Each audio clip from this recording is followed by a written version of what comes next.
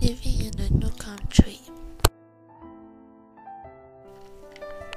Living in a new country is very difficult if you can speak the country's language. Since I came to America, many people ask me why I live in France. I will tell you why my family lives in France, beginning with my father's life.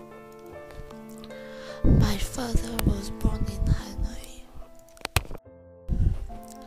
My father has one brother and two sisters older than him. Now his brother and one of his sisters live in Vietnam and his other sister lives in America. When my father was 22 years old, he decided to study in a university in France. The reason of his choice was he liked French culture and he learned French in high school. It was his own choice, his parents didn't decide for him. So in 1964 he took the plane to come in France and arrived in Toulouse.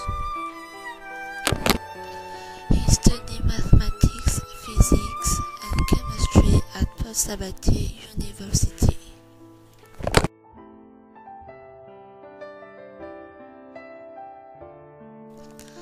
But he decided to change his major. He graduated in bread and pastry making. At first, he wanted to go back to his home country after he graduated, but then he decided to stay in France because of the Vietnam War. After his studies, my father managed an Asian grocery store. My mother was born in Saigon. My grandparents, my mother and her two brothers and four sisters arrived in France in 1978, 3 years after the Vietnam War.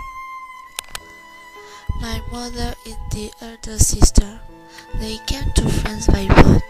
I think that they immigrated to France because Vietnam was a French colony.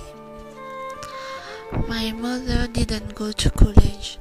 She worked in a factory where she taught French language.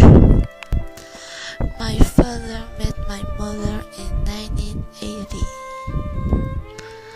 They decided to manage a restaurant together. They worked at the restaurant for 23 years.